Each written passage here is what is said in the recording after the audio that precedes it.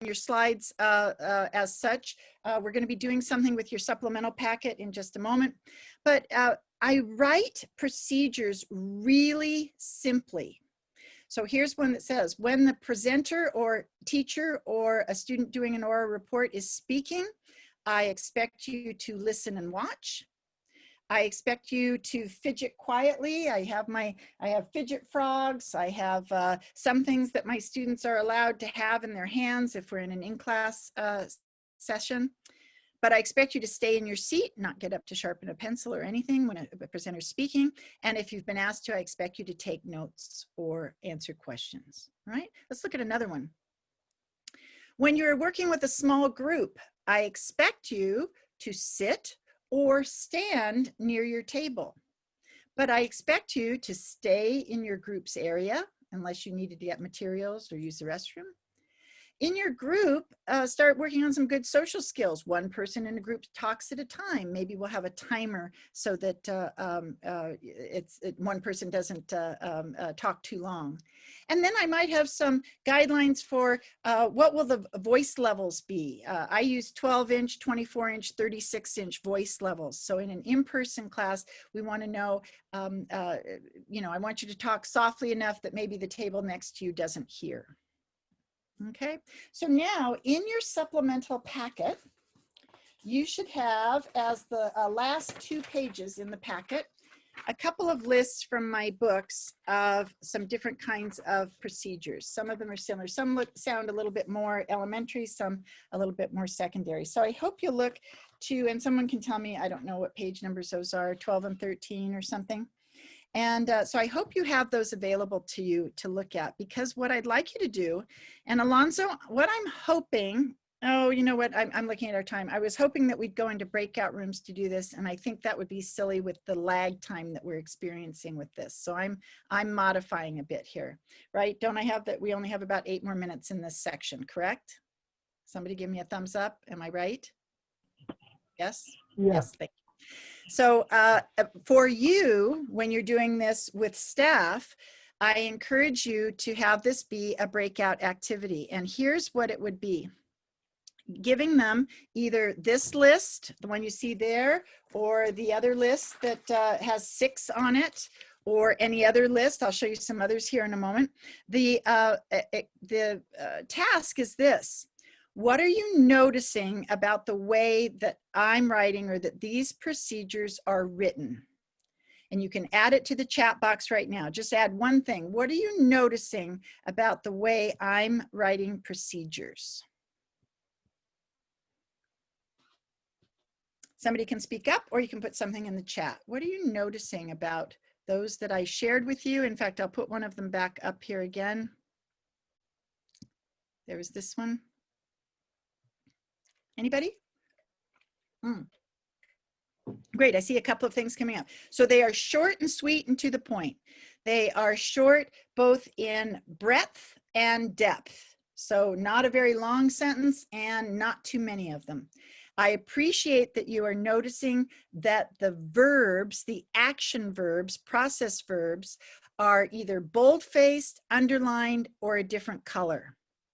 Because when you write good procedures, this is my experience over many years, is that write them as an imperative statement, a command. Sit or stand, stay, one person talks, use those verbs. Because I call it caveman talk, because it's like I can communicate everything just on those key verbs. So action verbs come first. Don't get too wordy. And let's see, in many cases, I am trying to use color. And in many cases, in most cases, I'm trying to use some kind of clip art or images. If you notice the last page here where the 6 are, those are all my students, and I took their photos, and it's just pixelated so that I can use their photos in a book. And so I'm just showing, and so you could take photos and put them in, that here's what it should look like when you're doing this thing, okay? Now I'm going to show you a couple of others that we're starting to develop them now for virtual classroom rules. You do not have this slide yet, but you will. And I think I gave a couple of examples. Let me see if I put it in here. Not yet. Okay. That are coming up, because what I wanted to focus on was that when you have rules, a lot of times then we start using the word no eating during class. Here's an interesting thing. The brain has difficulty processing negatives. We process nouns and verbs first, then we try to negate. So think about this. If I say to students, don't look at the paper of the person sitting next to you, the brain first hears, look at the paper of the person sitting next to you, and then tries to negate it. The brain has a lag time on the no part. And in fact, the nouns and verbs stand out more robustly. And so anytime we say to a young student, bring this to the office, do not run in the hall, that their brain perseverates on run in the hall, run in the hall. And if they don't have impulse control, they start running. Many times, if you put rules or procedures with the no, do not do this, you will get actually more of the behavior that you didn't want. So a key for writing good procedures is to write it in the positive. So instead of no eating during class, what's it going to be?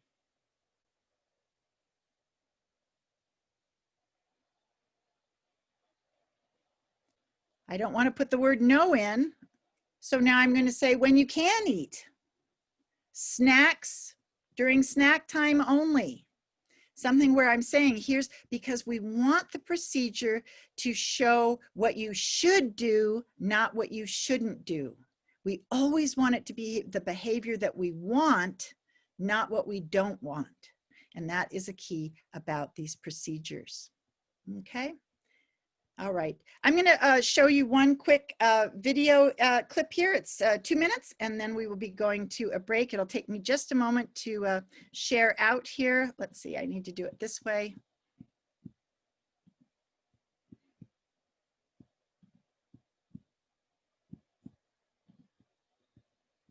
Whoop. I don't think it'll show this way, right?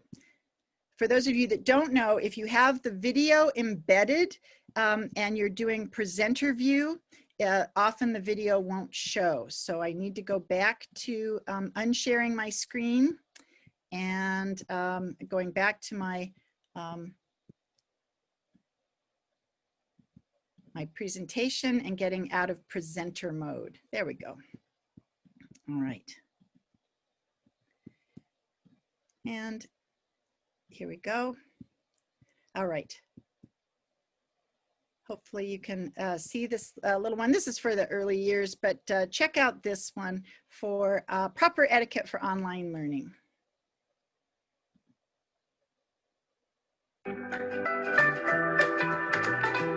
Whoop, there we go.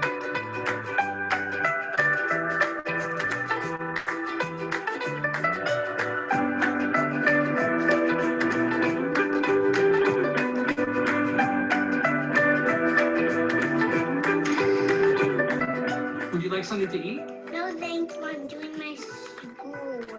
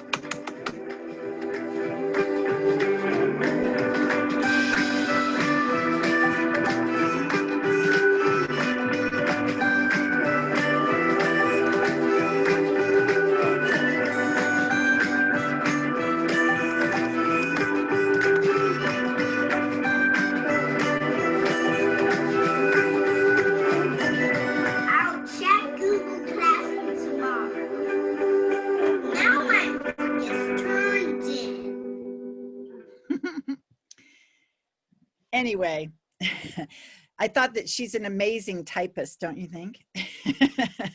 All right, let's do another 30-minute break. And when we come back, we're going to be specifically talking about two things. One is designing more of the agendas and procedures for online learning and remote learning. And then also is talking about how we might share this information with our colleagues on the PD session. If you have specific questions, please put them in the chat. I will check them. And remember, as always, stay connected. It'll be easier to come back on, but mute your microphone and you can turn your video off. All right, if you have any, I'll stay here a second if there's anybody who wanted to ask me a question out loud. Otherwise, put it in the chat and I'll see you back here in a half an hour.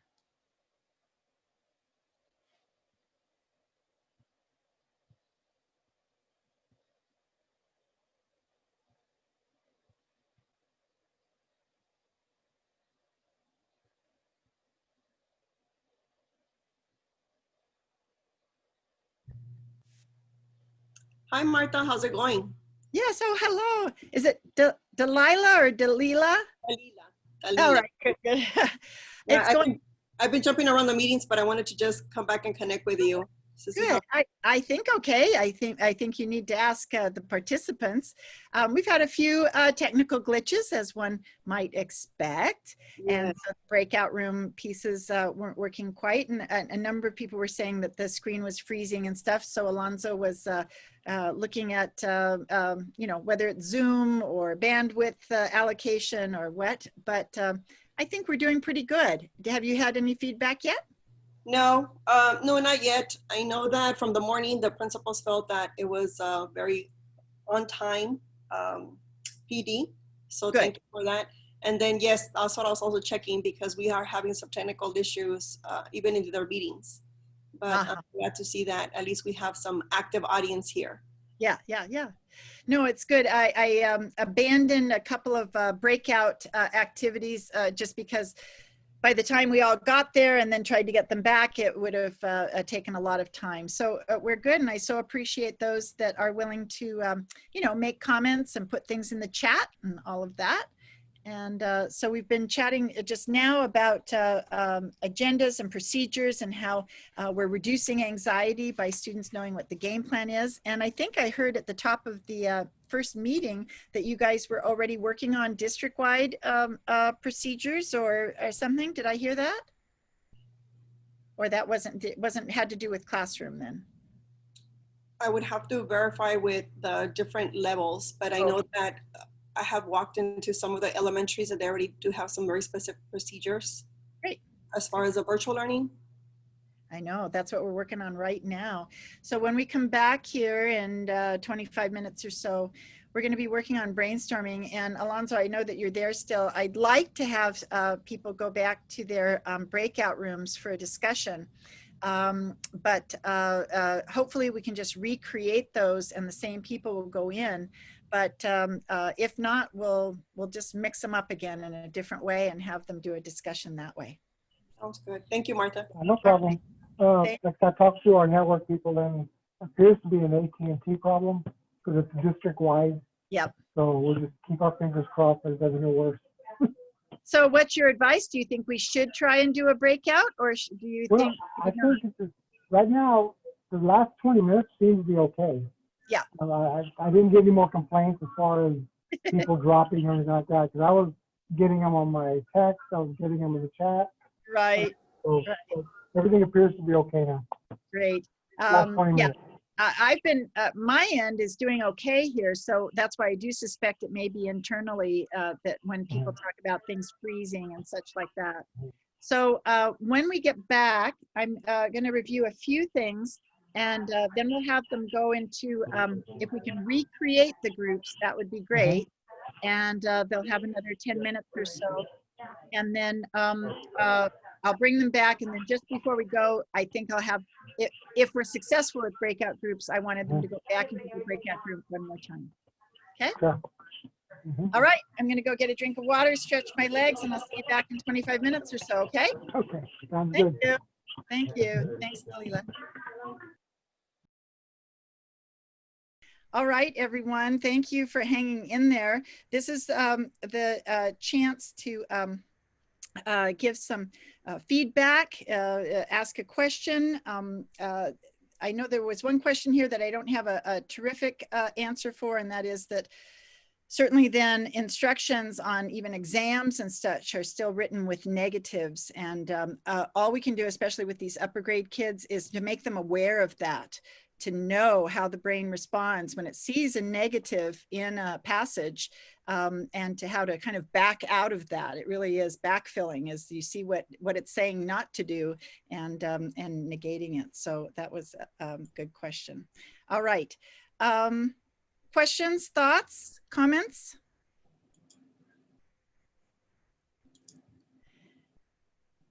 All right. Since I'm not always, but often a classroom teacher, I'm here to guarantee you that we're going to have some great discussions here this afternoon, and we probably will even be done early. Isn't that what you really wanted to hear? All right. During the break, I still had to keep my little dog in her crate because I live here in the mountains, Santa Cruz Mountains, and she kept barking at the deer that are coming down. I have some apple trees out in my front area, and the deer are finding that if they stand on their tippy toes, they can still get apples off of my tree. So that's been pretty common for this last couple of weeks. But today, I had no idea that rut season was starting, but there's a big old buck down there, and every time that doe stood on her hind legs to get an apple, the buck was there. So anyway, the dog's been going nuts. So here I am, and I have Wild Kingdom going on right outside my door here. All right. Thank you, everyone. So we're going to do two things here for our the afternoon part, this last 90 minutes. One is, in groups, we're going to be brainstorming more about how are the agenda and procedures going to be impacted, and how do they need to be redesigned to address our remote learning, and how can we maybe even have one type of procedure for those that are online and another type of procedure for those that are in the classroom. Again, I don't know your particular blended models. There are a million possibilities, and so I appreciate that you have to think that through. I also wanted to again give a shout out to my colleague's book called Distance Learning, the Distance Learning Playbook. And that is by, as some of you may know who Douglas Fisher and Nancy Fry are. And then the third author in here is John Hattie. And by gosh, they put this out beginning of July. They just wrote their little hearts out in May and June. And it really, you can see I've been just marking all kinds of things in it. Distance Learning Playbook, and it's called Teaching for Engagement and Impact in Any Setting. And again, we emphasize that the same basic pedagogy and strategies that work in person, it can often be tweaked and for online. The other resource that isn't in your packet yet, and it will be in the next one, has to do with Edu Protocols Field Guide. Now this is book 2, there is a book 1. And you may want to look up online Edu Protocols, new lesson frames for even more engagement, and bring your teaching into focus. Edu Protocols, and there's a volume 1 and a volume 2, but there are lots of resources online for free. And so they're using the term protocols. And what I want to emphasize about this is that just as we did, for instance, the jigsaw activity today, and bless your hearts, thank you for sticking with me here on, and I mean bless your hearts in a good way, thank you for sticking with me as we work through the technology of that. But I want you to really consider that jigsaw is a terrific protocol and can be used in almost every classroom, in almost every situation. There's a way that we could use jigsaw. It's a powerful, good protocol. There are other ones that have to do with creating Venn diagrams, doing compare and contrast. And this particular Edu Protocols really helps you come up with a repertoire, and I'll be giving you some next time as well, of a dozen different protocols that once you teach it, and the kids experience it, then next time you can say, we are going to do a jigsaw, and the kids know what jigsaw is. So then we don't have to explain it again and go through it. So we want to choose, 5 or 8 protocols of, do you do gallery walks? Do you do think, pair, share? What is the particular strategy? And then that way you can repeat that. And again, when students hear that it's something they already know, then that reduces their anxiety. So those are just 2 resources I wanted to make sure you had there. All right. Okay, someone said, Dale said he knew that one. It's a great resource. Excellent.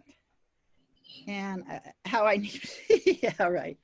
Some interesting messages. All right, so where we left off was this idea of these different protocols or procedures. Let me get back to my screen here.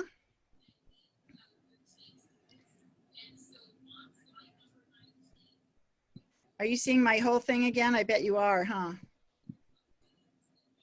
All right. Yes. Okay. Sorry about that. I'm going to have to get out of that mode for it to work. I like to be in presenter mode when I'm using PowerPoint because I can see the slides that are coming up and I can skip ahead or go back so much more easily. But when you do that, then you need to go into your advanced area here and do portion of screen. And then just put the little green box around the part that you wanted to do. Now you should just be seeing that one, yes? All right, so what I wanted to ask you really quickly is any feedback would be helpful here. To what degree have you shown kids then some of these videos that are either online, or has the district produced some little videos on netiquette? And actually I need to get out of this because I'm not seeing the chat here. Let's see. Does anybody want to comment on that? Do you have these kinds of things that have been either made by the district or you've seen these before? I'd love some feedback from someone. Over here with us, we did go over some slides with proper etiquette while being virtual. Okay. We even got the kids to sign a form basically saying they're agreeing to it. But it's still been a struggle though, even with all of that. So I like that video that you showed us with the little girl, what to do and what not to do. So I definitely want to show them something like that. Right, and that's great for the younger kids. Here are, there's 2 here that I have in your packet. Whoop. And I'll show you. Anybody else want to comment on whether at your school you've been extremely purposeful about showing them procedures about online learning? Our district has a program that we do every year. It's usually October, November, and at different grade levels, different content presents it. So it's possible that some people that are here wouldn't even be familiar with it. Okay, because good. Elementary, it goes through like STEM classes. Middle school, I want to say science, and high school, it's English classes. So, there's a required curriculum that we have to do every year, and that's for E-rate funding. Okay. Yeah. Right. So, so my comment would be is that we need to shift here. If there is a particular curriculum that hasn't been taught to all students yet or hasn't been shared, then we need to redefine that and move it around and find out, because it would be silly to wait on that until later in the year when we have the greatest need right now. So that would be a comment. I'm going to show you just a couple of, maybe 30 seconds or so of each of these so you see what they're like. But I gave you the link here if they were something interesting to you. What's up, world? I'm Mr. Vaca, and today we're going to be talking about netiquette. What is netiquette? Net etiquette or netiquette is how you behave when you're taking an online class. Now that most of the schools in the nation are doing the remote or distance learning, teachers have been asking across the country, how do I get my students to behave? So I put together some tips so that you can get full participation points in your classes. The first thing that I like to do is set up my space. I want to make sure that I'm in a space that has limited or no distractions and is very quiet. For example, I don't want to be sitting in the kitchen or the family room with my little sister running around and making a lot of noise. Instead, I would rather be in an office or in my bedroom where it's nice and quiet so that I can really focus and pay attention. Tip number 2 is about webcams. You want to make sure that you look presentable when you are using your webcam in class. Wear the same clothes that you'd be wearing if you were at school. You don't want to be showing up in pajamas every single day. All right, so that gives you just a little taste of that kind of video. I wanted to add on something though about the webcam business. There's quite a little, not controversy, but an awareness going on about how there's maybe many students that are reluctant to show themselves on camera, even though they would be at school, reluctant to show themselves on camera. Two main things. One is that then everyone sees what's behind them or sees their home or sees where they live, and they don't want people to see that they're, you know, at the, I actually often show a picture here. We had some students who were sitting outside Taco Bell using the internet at Taco Bell because they didn't have connectivity at home. And so they may not want to see that. So one school that I was working with has actually created a virtual background slide of the school, and then everyone uses that. So we don't have to be distracted by the people's, different students' background. That if everyone had the same background, would that be, would that have equity? The other piece was that there's several religions or cultural groups that may have issues about online your face and that, particularly in a Muslim household. At home, girls don't have to wear their head covering. And so what this guy just said is so important, is that you need to dress as you would going to school.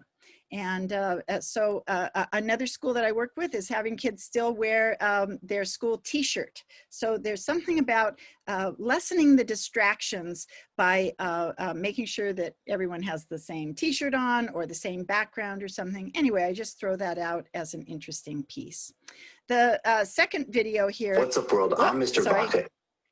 Is created by that Powtoon, and I'll just show just a few seconds of this. Welcome to your classroom. Usually, when we start school, we're able to meet our friends and our teacher in a classroom in the school building. This year will be a little bit different. We'll see our friends and our teacher on the computer, or as we like to say, virtually.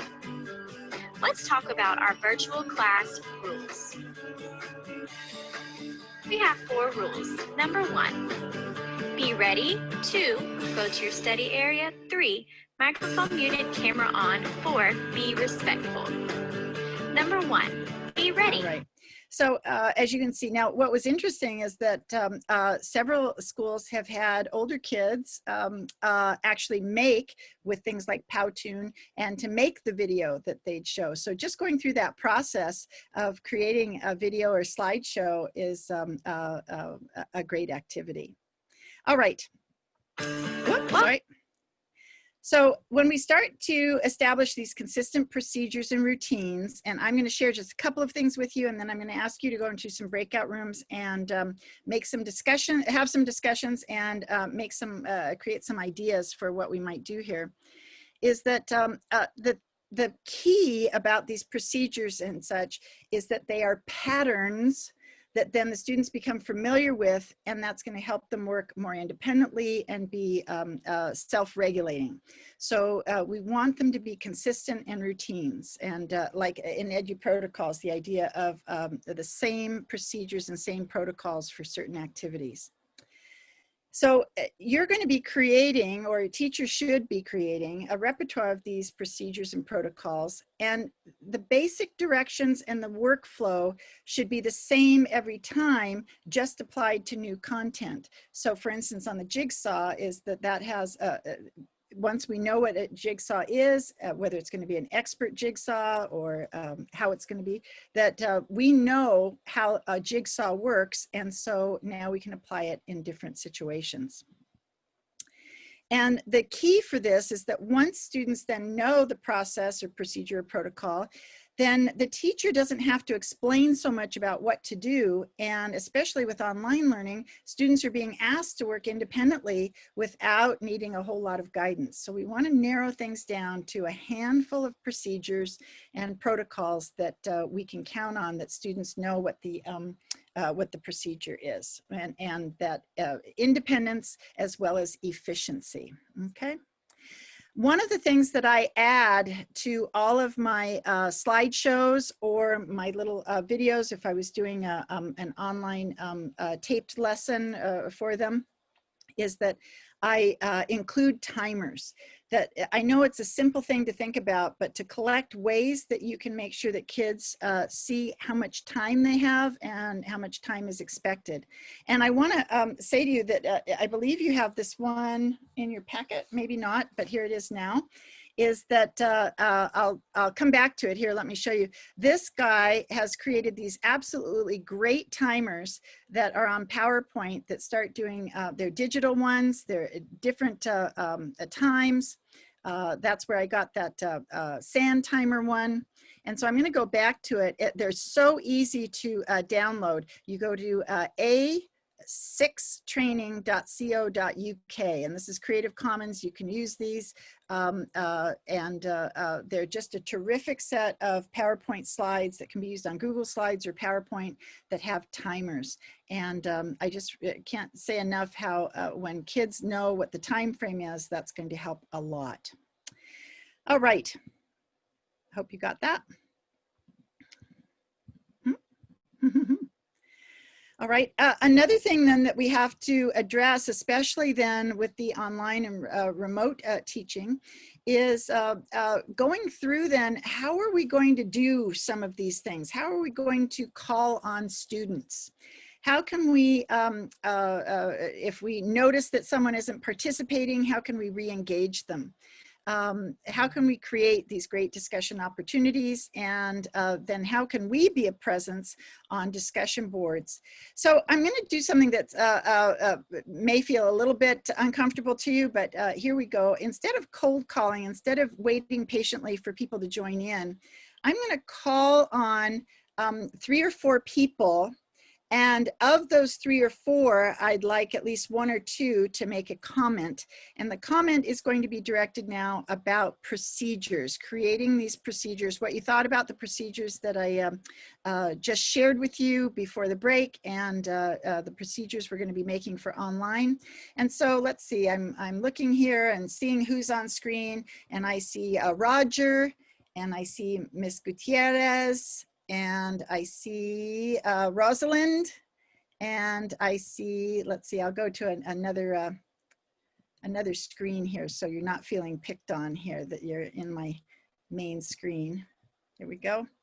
And oh, a lot of people have their cameras off, so I'm hoping they're still there. Amy, are you there? All right, so of those people that I just shared, noted, would one or two of you make just a comment about what you've noticed so far about this idea of agendas and procedures, and whether that was helpful or not? Of those people that I called on, what 1 or 2 of you will respond? So the streamline thing is the expectation, just really setting that expectation, and the expectation so that the students can be successful and Great. avoid the anxiety. Right. And so by knowing the game plan, knowing what the expectations are, that reduces anxiety, and there's an efficiency aspect to it as well. We get through things faster with not things falling apart. Great. Somebody else of that crew that I called on? Did somebody else share? So the design clear procedures for all activities. I would have to say the arrival procedures for our Zoom sessions. We have to be consistent about them having their camera on, and if we want them to have their microphone muted or not. Yep. But those basic things that we take for granted, I guess, in the classroom, Right. We have to transfer over into that virtual thing. Explicit, that's right. And and you know, half of your class are going to do fine and they've got it down, but we're going to have to be really explicit and purposeful to make sure they know that this is what we do. Excellent. One more person from that group. With us, whenever students, you can tell they turn their camera off, I tell them to kind of lift their screen so you can see the top of their head. Kind of Yes. makes them feel a little bit better if they don't like being on camera. So it's Right. on that way. Right, excellent. There's quite a controversy out about whether or not students have to have their a camera on. I'm of note that if I'm only going to have them on a lesson with me for 30, 45 minutes or maximum, and that then they are going to be doing something, that I'm looking for feedback. I actually have a little video I was working on, especially with younger kids. I'm asking them to start doing some nonverbal gestures. So if they're thinking of an answer, then they do a nonverbal If they're just kind of in the middle about something, they're a más o menos. So I'm looking at hand gestures, and so I'm asking them to participate. I said, look, I'm looking out at you as if you're in my classroom, and I need some head nods.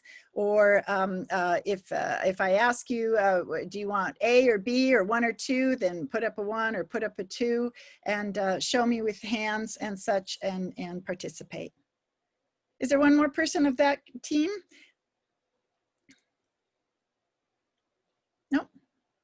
All right, so that's an example of a difference between cold calling in a chilly classroom to warming it up a bit. And that is where maybe you have a pool of 5 or 6 people, and then you're asking of them, would 1 or 2 of you go? And you get some people responding then, instead of cold calling and putting people on the spot. Okay. All right, so what we're gonna do is go into breakout rooms. They're going to be different, I just found out, which is fine. And for this time, I understand that you are at different grade levels, you are different subject areas, different roles and responsibility. Doesn't matter for this, the discussion will still be the same. Next time we meet, we will be more purposeful about making sure you are at least with kind of grade level associates, so that you can speak more specifically about middle school students or high school issues. So for this one though, I would like you to brainstorm some protocols that you would expect to see for some online learning. And I'm going to go back to, let's see, I have my list here of the kinds of things that we want to, some of the things well-designed classroom procedures should address: who you may work with or where, what behaviors, what materials, when. Those are some of the things. Also, these are slides that you have. Perhaps there's the arrival procedures, how we start a meeting, or how were you to get materials. So for instance, today, even though an email had been sent out with a link, and there was a little confusion about a link, I appreciate Alonso and Dale put things right into the chat box so that you could get those. And you were being told up front that you were going to need the specific one. Make sure that that's downloaded on your phone or on something else. And how will you ask questions and get help, etc. So thinking of those 2 things, let's do just about a 10-minute breakout room. And if you can come up with, my goal for you is that you come up with a set of procedures for something related to remote learning or online learning. And see if you can write it in the strategy that I use about having a process verb first. And if you want to get creative and think about what drawing or emoji you might have next to it, that would be great. But brainstorm together something that would work. And you can specify this would be most appropriate for younger years, or this would be really appropriate for middle school, high school. You can say that. But let's look at what some procedures might be, and for making sure that students know what the game plan is, and it makes it more efficient. Any questions about that? All right, Alonso, we're gonna mix people up again. Check your screen now and then, because you're going to, I'll be blasting out some messages. I have that it's just a few minutes before the hour. And so by 8 minutes past the hour or so, we will reconvene 8 or 10 minutes from now. All right? All right, hello everyone. I've seen a few people are falling off here, and we're losing a few, but I appreciate those of you that are sticking with it and are with us to the very end. Thank you. So as people are coming back to the main room here, I'll show you what I do in my classrooms and what I do in my workshops of 3 ways that you can physically reduce some stress and get the blood flowing, especially if you've been in an online training for a bit and sitting. When we sit for long periods of time, the blood pools in our lower extremities. And if you're not sure about that, boy, any of you who fly, maybe you've had swollen ankles before or something. So we know that sitting, all the blood starts being in our lower extremities. And that means that we're not getting our full volume of oxygenated blood to our brain, which is what we need. So I'm going to show you 3 quick things that you can do that can help you get a little more energized, get kids energized. So the first thing we're going to do is stand up where we are, and you can cut off your camera if you want, or you can tip back the screen, whatever you want to do. The first part is anything that we can do to activate the calf muscles. Anything you can do to activate the calf muscles. So I'm standing up here. Here we go. And maybe even just some toe ups and starting to come up on our toes. Maybe you're switching back and forth and doing some lunges. But anything that you can do, running in place. But I just even do some little toe ups, rock back on my heels, back on my toe, back on my heels, and doing some lunges, forward lunges and side lunges. Now, those of you that are still sitting and just watching us, just know that your blood is pooling in the lower extremities and you are not getting oxygenated blood up to your brains. And I know that's what you want. So the first thing has to do with activating calf muscles. They say it's like a second heart. That's what helps push the blood up past your lungs and into your brain, okay?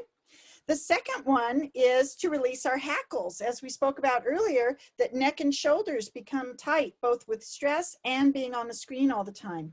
So let's just start with some backward shoulder rolls, really stretching it back, trying to touch shoulder blades kind of in the back. Do that 3 or 4 times backwards. And then come forward and really hunch over and try and stretch out your back then. So big shoulder rolls, okay?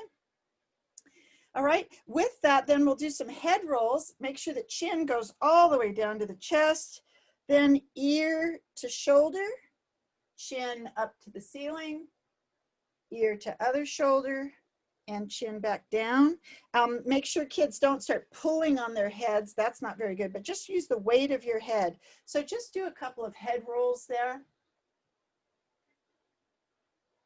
And also then another way is to do some stretching this way, stretching out your shoulders. So anything that you can do, which is stretching out your shoulders this way, or elbow stretches this way. So remember, we're wanting to just help move any of these areas of our body to get the blood flowing, right? Okay, the next one, the third one. So the first one is calf muscles. The second one is hackles. And the third one is cross-lateral movement. And we know that when the left and right hemispheres of the brain have to talk to each other, that it really helps stimulate the brain and get you a little more energized. So that means crossing over the midline. So sometimes just doing some twists like this, crossing over midline helps. I just noticed my price tag is right there. There it is. All right, here we go. And we're moving that way. All right. Sometimes then moving elbow to opposite knee, elbow, elbow. And sometimes for fun, in a primary classroom or even in an upper grade classroom, I do some elbow writing. So I take my dominant hand, put it on the opposite shoulder, and now I pretend that my elbow is a giant felt tip pen. And so I'm writing with my giant felt tip pen. In elementary or primary classroom, that could be letters. In an algebra classroom, it could be equations. So writing it out, visualizing what it would look like and writing it with your elbow. Shake it out and try the other non-dominant hand, or the other non-dominant, your only other non-dominant hand. and try and move that. So again, this cross lateral movement or opposite knee touching, something like that. So quick, remind yourself, have a seat. What are the 3 things that are going to help energize the brain if you needed to? See, that only took like 90 seconds really, and we could have done it for longer, but 3 things. First one, calf muscles, getting blood up from the bottom, literally from your bottom. Second one is hackles. Hackles. Get tense. And the third one is anything Lateral. is some cross lateral motions. Yep, good job. All right. And of course, then lately I've been doing a lot of, well, I guess I haven't been doing it just lately, but floss dancing. I've been doing the floss dance. That kind of actually hits all of those, it seems like. So a little floss dance. All right. Okay, thank you. At your, in your breakout groups, your task was to see if you could come up with what are we going to have maybe as some protocols and procedures for online learning. And again, I'd love to hear from a few people. Now I'm seeing that, as I said, we've lost a few people. And so those of you that are here, thank you for being here. And I won't do a cold call. What I'll ask you to do is someone willing to either discuss what the discussion was in your group. In other words, maybe you started a great discussion and that was helpful. Or the second thing would be, did you come up with anything that either is starting to be done or needs to be done as far as maybe a protocol or an agenda? So I'd love to hear from at least 3 people. Who would do that for me? Don't make me do a cold call or bring out my spinner. Thank you, Jorge, I see you, go for it. So in our group, we talked about the struggles primarily. So in our group, we had 1 elementary and 1 middle school and high school. So one thing that I shared with mine is the cameras. In 8th grade, and I guess that's all of middle school really, because I've taught all grades in middle school, but the boys are more scared to turn on their cameras than the girls. The girls are the first ones, are the bravest ones, and the boys, and I don't know how to encourage bravery in them. It's my thing with the camera. So that's what we talked about. One of the things we talked about. And so right now, thank you for that. Right now, there isn't a procedure that they have to have their cameras on. Whoop, you're muted. There. I'm sorry. No. I mean, we went over the etiquette and we said that, but I mean, I can't force them to have it on, and I like the idea that somebody mentioned, maybe just the top of their head, so they can feel more comfortable. Right. Yeah. And we have some kids that wear their masks even if they're at home. So that's another way to go kind of incognito, a funny mask or something. Yeah. Yeah. All right. Thank you, Jorge. Somebody else? Either your discussion or what you produced or were thinking about?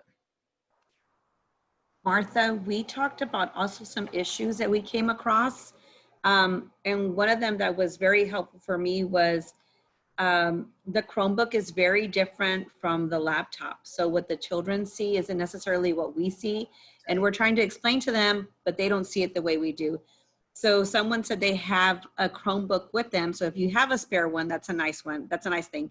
But if you have a spare Chromebook, you can also turn it on, create a fake child, and then you can also see what they're doing. So I thought, I don't know why I didn't think of that. That's awesome. Yeah. So that was very helpful for us. We did talk about the agenda, and I know that you also clarified the difference between schedule and agenda, so that was very helpful as well. Would you reiterate that and maybe put it in your own words of what my comment was about schedule and agenda? Yes, because we were talking about how it's kind of like the schedule that you would have posted in the classroom, but now we're virtual, so they don't necessarily see that. But the agenda is more of a big picture. It's the things that they're going to tackle throughout the day, where the schedule gives you a very specific time, and it ties you and binds you to that time slot, and so that agenda gives you a little bit of freedom, but it still gives you some structure. Great.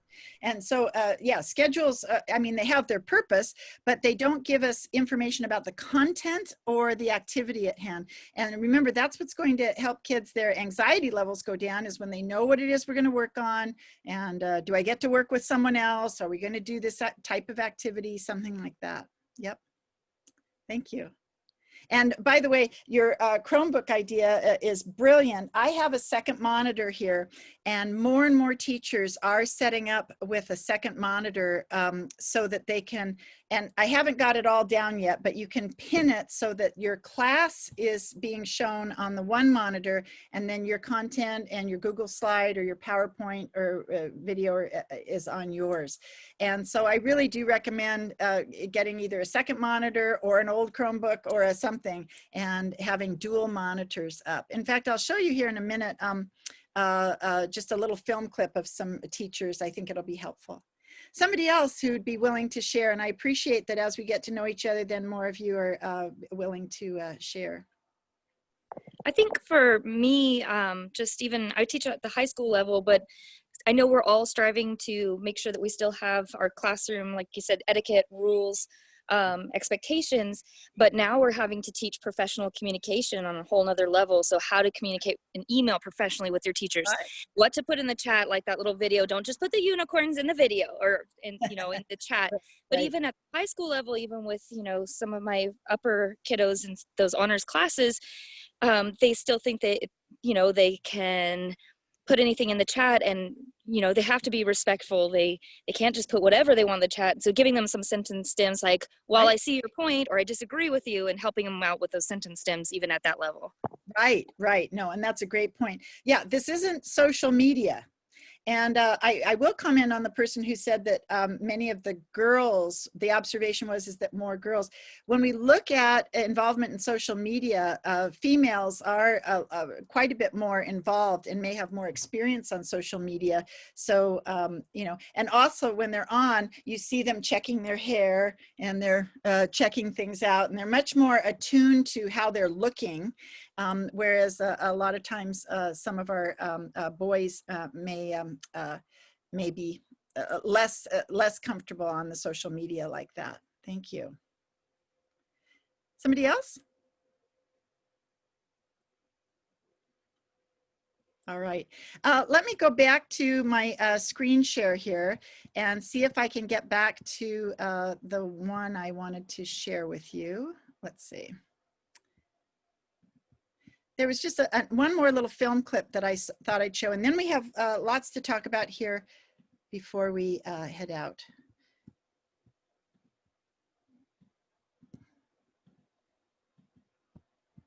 Okay, let me see here.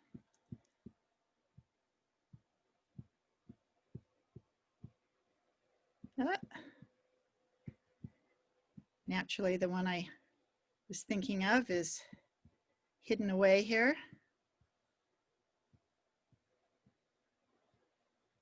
Here we go. So many times what I'll do when I'm going to be showing a video clip is I put a slide up like this, and this is the same slide every time. So it just says, during this video clip, I want you to put something in the chat function. So post something. It can be a one word, it can be 2 words, something interesting that you notice. And I always often have to say, and be kind. This isn't a time to pick it apart. This is just what's something interesting to you. So let's see if this one shows okay without being in the mode. Yep, it will. This is from Arizona. I just thought it was an interesting film clip. I'm going to be looking at the chat and seeing if some of you will make a comment then in the chat box. It's so good to see you guys. I'm so proud of you. From a simple desktop setup on campus to a higher tech studio. We do the best we can with what we have. Even a bedroom closet now serving as a classroom for one kindergarten teacher in Gilbert. Educators are finding new ways to connect with their students. A lot of it is Velcroed on so that I can, you know, move it closer to the camera. Just make it a lot more accessible. Lauren Dupuy teaches kindergartners with special needs in the Washington Elementary School District. Her spare room now a replica of what her classroom looked like last year. Like I can turn the lights off and take things down if it's just maybe sometimes too visually stimulating. This is definitely a different format and trying to figure out how to best meet their needs. Dupuy finding inspiration and advice from social media and online instructors like Courtney Asseltine, known as Teacher Courtney to her thousands of followers on Instagram. Really your tone and your facial expressions, those are huge because you're losing a lot of that movement. I personally still teach standing up, which I think is another huge thing. Other key differences for teachers to consider, different techniques for different age groups. She says props are great for younger learners and interactive games can help older students pay attention. Start simple with your planning and setup and use a quiet space to minimize distractions on your end. When they're in their house, you know, their dog is over there, their mom is over there, their favorite toy is next to them. So it's those distractions that they have, there's not much you can do about that, and you kind of have to find a way sometimes to incorporate that. For Lauren, the learning curve is just beginning. Her district goes online August 10th. As a cancer survivor, she feels safest at home, but knows there will be challenges ahead. We are trying our best to make it as normal as possible in such a different time. I'm Danielle Lerner, ABC 15, Arizona. All right. Oh, good. Somebody did put something in the chat there about the props. That much else I have my little, yep. Having the visuals with Velcro. So maybe you got a few ideas there, a few interesting things.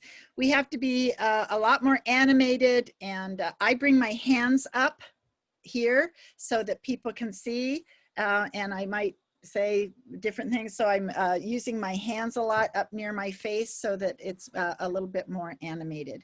Yes, I have everything at arm's distance, and many of us are working with dual monitors and finding that that's helpful. All right, and standing to teach. Excellent. Thank you for making some comments there. All right, so we're going to shift gears in our last little bit here together, and I'm going to, here we go. I'm going to show one more video clip, and what I'm going to be asking you after the video clip is, what's your takeaway from this session that you think you're going to act on? Now, when I say you think you're going to act on, the next conversation is going to be, what are your what are the intentions of those of you that have taken this course, and the expectations of you sharing and presenting this information to teachers, and I'll be there to help you. But just in general, what your takeaway is going to be, what the next slide is. But here's one more little video clip. And again, comments in the chat is always great about something that you notice or something that was touching. Dear teacher, I know it doesn't always seem like it, but I really do want to listen and learn. Just my brain is kind of different. So this is what I'd like you to know about me. I have to move, or I really can't pay attention. Even though I'm not looking at you, I can still listen to what you're saying. If you tell me, sit up straight, now I have to use all of my brain to do just that. It makes me feel sad when you tell me to try harder, even though I've already tried as hard as I can. I actually listen better when I'm rocking in my chair. When you give me a bunch of directions, I start to think I will never remember all of this. Sometimes my mom or dad ends up doing all of my homework. So here's how you could maybe help. Let me get up and move while I'm learning. Let me look wherever I want when you talk to me. Let me rock or slouch in my chair. No matter what, please don't take away my rest. Give me a hug I could do all by myself. Make directions very short. Just ask me, what does your brain need right now? And one more thing. My brain might be different than yours, but it's still amazing. Sincerely, your student. Your student. Your student. Your student. All right. Kids Why Not campaign at Brain Highways. That's one of my favorite video clips. All right. Yes, it's not, it's human nature, developmentally appropriate. Yes, yes. Thank you for some good comments there. All right. So what's your takeaway from this session? Did I model some of the things that I was chatting about? Is there something right away? This is beyond the task of possibly doing a PD session on this. What is your personal takeaway? I'd love to hear from a few people. What's something that worked for you on this, or that you noticed, or that has gotten you thinking? Anyone care to share? Martha, I think one thing that really stuck with me was the actually putting in the brain breaks to roll the neck, to move your shoulders, but actually having a slide in there. And I think sometimes when we start teaching, we don't realize that we've gone further than what we wanted to because we get rolling. So it's nice to see those in there. And I think it'd be nice for the kids because they know that it's something's going to be coming. They know that it's an expectation to take a break. Great. Thank you. And yes, especially if you use the same slide each time, then it's like that's something we look forward to when we see that slide come up, for sure. Next time I'll show you, I have little dice that have, one has numbers on it, foam dice, and one has different tasks like toe touches, head rolls, different things. And you roll the dice and hold them up, and now we have to do 5 jumping jacks or something. And so there's this kind of playfulness about it. And, you know, again, some of these things are going to sound more primary, and I'm here to tell you that if we want our teens to engage, that sometimes we have to be a little bit playful and even resort to some of the activities and tasks that were originally designed maybe with younger kids. All right, I see a couple of comments in chat, but somebody else be willing to share?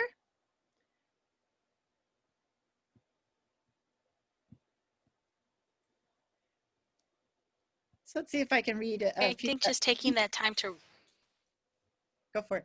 Oh, just taking the time to really kind of check where they are in their mindset, you know, like the mood meter and, you know, the ruler, just really gauging them, because if they're not there, you can't really move forward. You There it just need is. to make sure they're in the right place mentally. Yeah, yeah. And so the key is, how are you feeling? Let's not dodge about it. It is feeling. How are you feeling? And get that language out there, give names to things, label emotions, and talk about what triggered that emotion to the degree that you can in a public forum, and or whether or not a student may, you may even invite them and say, you know what, I saw that you were in the red zone on the mood meter, and I'm going to stay online here after our lesson today. I'd love to chat with folks and find out how you're doing and how you're feeling. So I appreciate that the mood meter did. This one says, honest here, our although advanced in because it begins to introduce models that have worked in the classroom and bring it into the virtual world. Great, thank you. I'm on a learning curve as well. I wasn't a virtual teacher. I'd done many of my webinars have been done online, but this has been a whole course of study for me as well. And so I appreciate that we're all working together. You know, they said that in March we pivoted. We had to pivot from in-class instruction to online. And now the term is nimble. We have to be nimble and be ready to adjust and modify as needed. Somebody else in real time here, I'm reading a few of the chats, but somebody else want to speak up real quick? A takeaway from today. I think that I'm just excited to give the why behind why kids need this sort of engagement and interaction, because I think that a lot of times, you know, especially with the strong emphasis on testing and the rigor, I mean, you can still have rigor, but make sure you have a friendly environment. So I think that just explaining, no, this is going to help them learn and adjust to that rigor and do even better. I think that's going to help quite a bit. Good. I have a book that we are in the editing stages with Solution Tree, and it's called, the working title right now is De-Stress the Test. And I started working on this last year about all the things that we can do on a regular basis in the classroom to help students learn self-regulation skills and be able to not get so stressed out before a test, and how to get out of that mode. So a lot of those things are things we're learning here. And let's see if a few people have talked about terms, brain-friendly environment. Anybody else have a comment they wanted to make to whole group? Also, may I jump in real quick? Hi, Alonzo. Yes, thank you. Yeah, and just as, as we've been, going into this uncharted waters, as we've been calling it, we have been, I've heard this saying over and over, we're building the plane as we're flying it. Yeah, right. Literally, that's what's happening. And as we've been preparing some PD on some things, some teaching models for the virtual world and for the hybrid world and all this, we're finding out that, as we're going to things, we're looking at things like rotation stations and things like that. There is no studies out there on those things. I mean, nobody has done anything at this level and studied it. So we're learning as we're going, and we're seeing things that are working, that are not working. And I see teachers going and trying things and then saying, you know what, 2 weeks later, they're changing it. And that's okay, because that's what teaching is all about. And again, so again, you guys are not alone here. We're here in the technology world. We're looking for stuff, and it's not there. It's literally just been invented, and we're working on it. Right. Thank you for that. And actually, I'll echo that in the distance learning playbook, John Hattie has some interesting, he does some video clips in it that you can link to. And, distance learning in and of itself is not a very high ranking strategy. It's not a high impact strategy. Distance learning isn't. Just if you just say distance. Now, if you start adding distance learning to and creating a brain-friendly environment, incorporating relationships, relationship student to student and teacher to student. If you start providing ways for student to work independently, reciprocal teaching, all of those things now add on. But if you just look at pretty classic distance learning in the past, it isn't a high impact strategy. So those of us are trying to figure out how can we modify some of these tried and true strategies and see how they do work. For instance, today, even my expert jigsaw, Zoom isn't working for me to do that particular strategy exactly that way, but we're working on it. Thank you. Anybody else? All right. So yes, go ahead. Martha, thank you so much. I know at the end, Alonzo went ahead and put a link for a survey. And this same training, we were able to turn it around in a very brief moment for 90 minutes to our administrators. And so I just want to come in here and say thank you so much. I know you were the few, the proud, the selected to be part of our trainers. And I hope you enjoyed the training, as I know that as Ms. Bonnie Robinson, along with the content team, were able to identify the academic coaches, the MCLs, and also the campus leaders to be the ones to turn around this training. And so we appreciate your time. And also just your open mindset that although, like Alonzo said, we don't have all the answers as to how we can transform this, be nimble, in this transition time, but I do appreciate you staying engaged and also being able to prepare yourselves for that November the 3rd. We are going to be the ones to deliver on November the 3rd, this PD. And so you will be the voice of all this great information that is coming to the teachers through you. And so I just want to say thank you so much for your availability. Thank you. And that's exactly what we're talking about in our last 15 minutes or so here about the expectations, how I can help, and the resources available. So let me get back to my, let's see if I can easily get back to my share screen here. We'll do it this way. Let's see. Thank you. Everybody, you can see that? Yes, what's your takeaway? Yep. All right, so here's what I want to share with you. Of the information that I shared with you today, there's really two parts to it. And depending on how the PD day is set up, and whether you're doing one part, two parts, a big section, and all of that, may determine what aspect of this you're going to focus on. So the first part of today was a chunk in and of itself that was called Begin with the Brain, 3 Things to Maximize Learning for All. Do you all remember what the 3 things of brain, the 3 things that we needed to focus on? I'll review them very quickly here. The 3 are, one is the stress mess. And we focused a lot on that today, about how can we create a brain-friendly environment with agendas and procedures and setting up the environment. The second brain research bit had to do with that hands-on learning, the multisensory experiential, and how that builds those dendrites and makes connections. And that's going to be a huge challenge for us as we're doing remote learning, especially if we have kids that are coming to us play deprived and may not have had all of those initial connections. So the first one has to do with emotions and stress. The second one has to do with firsthand learning and engagement. And the third one then we call use it or lose it. And that is that we can't just do something one way or one time, that there has to be these multiple rehearsals and hopefully using multiple strategies. And that's where the differentiation really comes in, because with multiple rehearsals, we're going to strengthen those connections and have a greater sense of a greater ability of creating long-term memory.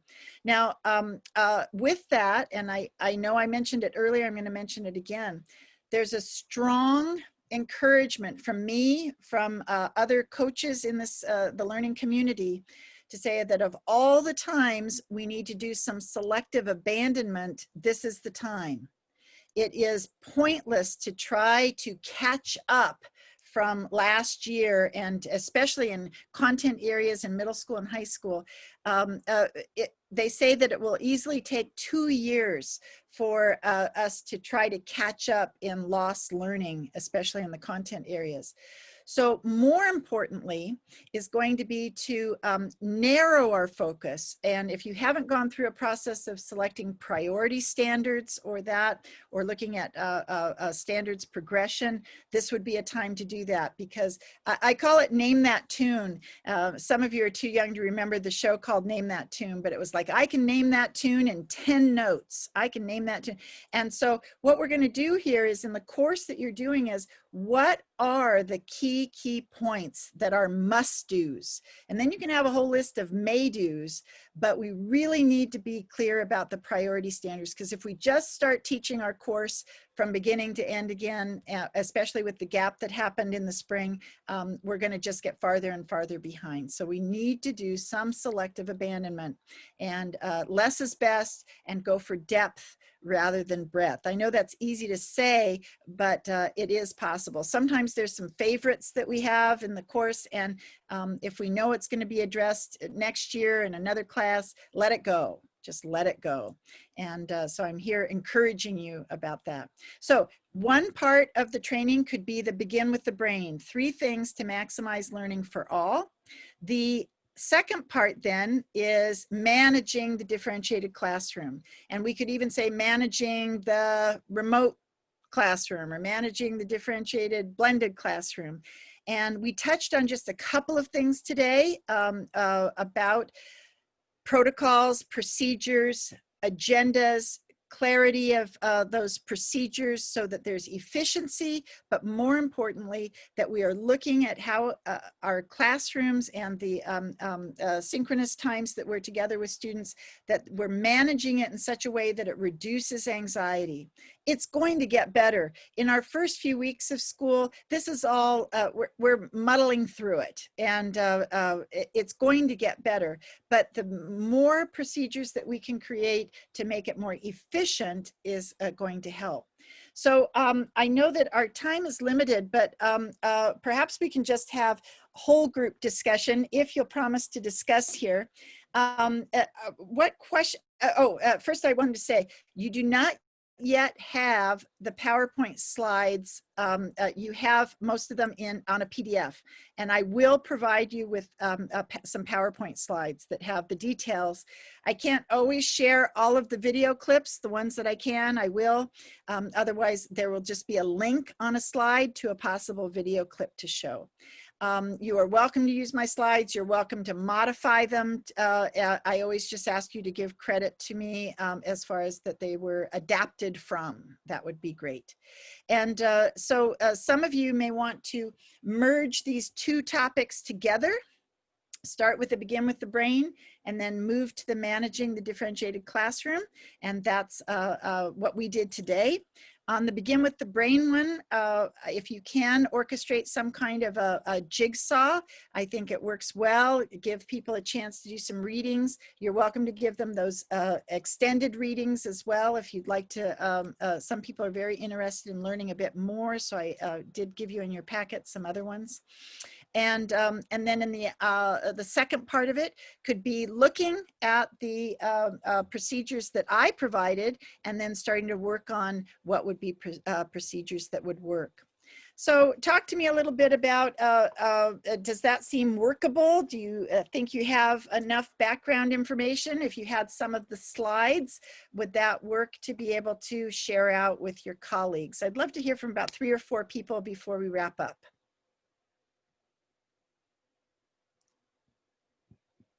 Maybe we only have 3 or 4 people. No, I see more people. I've got y'all. Who could share? I think for me personally, I definitely did get enough, but just from my own, just the way that I would like to deliver it is, I could probably do it at surface level right now, but I would like to read a little bit more to be more in depth whenever I redeliver. And so do you feel like some of the readings and other things and links that I've given you will help you with that? Or are you thinking that you still need something else from me? No, I think that should help. Just need to process it. Great, great. Somebody else?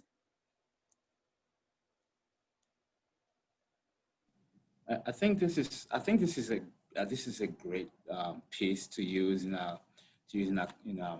different schools, maybe even districts. I think it has a lot of graphics, a lot of visuals, a lot of hands-on. I think when it comes to the anatomy part, a few people might kind of like zone out because it gets technical. That's a little technical, and some of us are not, in that field. So we might need maybe some more hands-on if that's important, or maybe something that would allow us to read each one, or something that is especially critical in understanding the whole idea about brain, brain-friendly learning. Yes, but otherwise, this is ready to go. It's a turnkey, I think, in my opinion. Good. I'm so glad that you felt that you had enough materials there that it could be helpful to you. It's interesting about the brain bits and the brain anatomy. Some people just go, oh my gosh, I've always wondered, and this makes so much sense, and are just soaking it up and loving it. It's absolutely true. If we get too technical, then we can lose some people. That's why I don't do a lot with all the brain anatomy and stuff, but those 2 areas are certainly crucial for what we're talking about. So I do amygdala and hippocampus for sure. But you know what the opposite, at least we say, the opposite of a brain-friendly learning environment is a brain antagonistic environment. And boy, when we stop and think about that, is that, I mean, some of you are coaches who go into other classrooms and do maybe observations. Have you not been in some classrooms that are brain antagonistic, that you get in there and you go, oh my Lord, how are these kids even sitting through this? And how is it chaotic? Or what, the directions were so unclear, kids don't know what they're supposed to do. So we know that there's some strategies that are lacking, and that becomes really brain antagonistic. It really gets us upset and frustrated with the chaos and confusion. But I know you also have been in classrooms where you just went, all right, the teacher, very clear. And, boy, they've got things moving along, things are efficient. You can tell that kids like each other, and there's the community being formed here. So that's what we're going for. It's for some of us, intuitively, we've been creating brain-friendly classrooms for years, and I applaud you if that's something that you've been working on. Somebody else?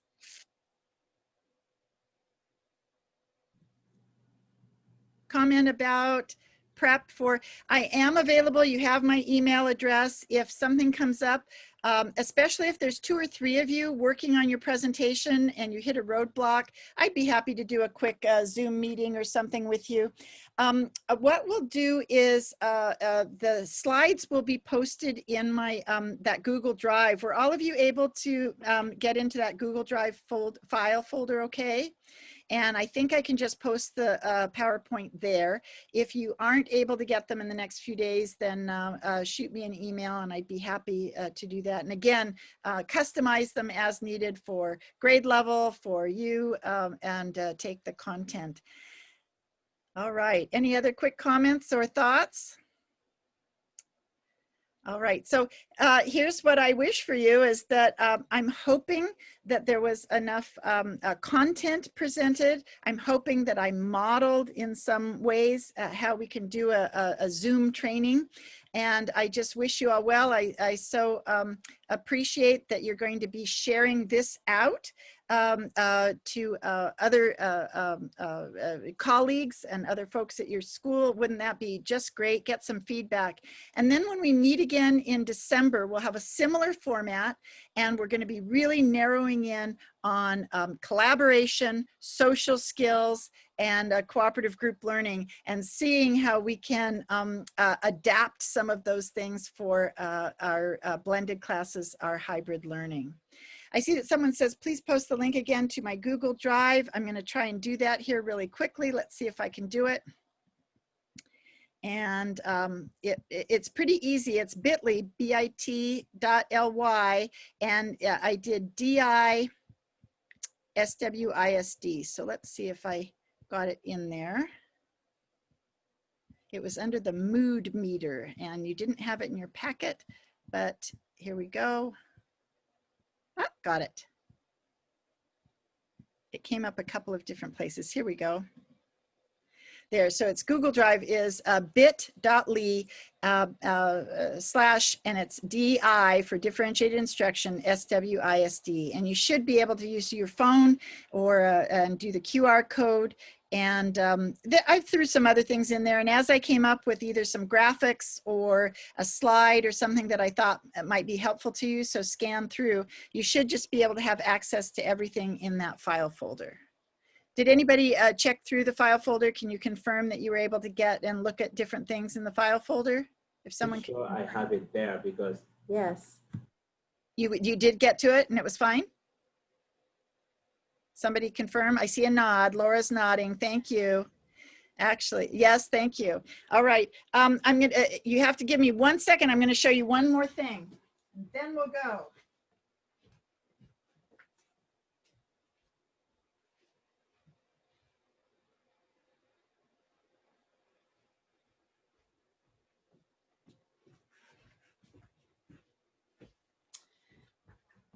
Thank you. So one of the things that I've been so concerned about is, I'm going to stop sharing here. So I hope you got that. There we go. Is that in our pandemic, as we're starting to wear masks, as we're doing online teaching, as we're having to work at home, one of the things that we're missing is the smile. And so I've been making masks that have a clear plastic. And actually, for those of you that may have them somewhere, I've been using old transparencies. I had a box of old transparencies and I cut them up. And so this particular one, you can take out the plastic and put another one in. So this one is a removable mask. But what a difference it makes for people to be able to see your smile. So I'm not sure I'm going to go into the business of it. I've been making them for my friends and family. If you just go online and look at for smile masks or clear window masks, they were originally designed for deaf and hard of hearing and for being able to lip read. But anyway, I'm leaving you with a smile because that's so important that we make that connection. Anybody have last comments?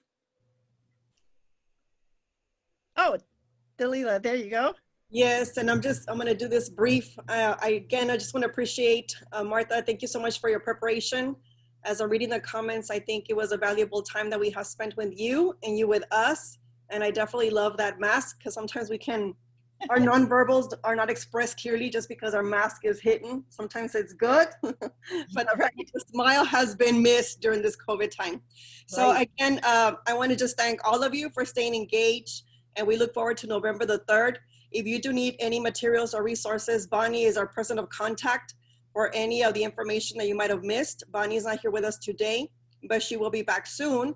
I know we have some of our content people here with us. So again, thank you so much. I appreciate your time, and I also appreciate your expertise because you're the experts. This is why you were chosen to redeliver this information back to your campus. If you need any type of support, please reach out. You're not alone. We have Martha. Thank you, Martha.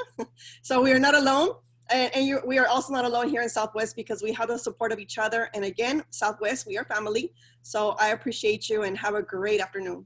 Also, don't forget to fill out the link that Alonso was able to display here. He says the link one more time for those that need it. Please, please, please. I really look forward to the feedback. If there is something that we need to get better at, we're not going to get any better until you let us know. And I always welcome the feedback because we want to get better at what we're doing. Thank you so much. Have a great afternoon. Thank you. Thank you. And thank you, Alonso, for setting that up. And please take a moment to go on the link and give some feedback. That's only going to help me then in our December meeting. And I look forward to seeing you then. My best wishes to you. This is you're a frontline worker, and I honor the work that you're doing.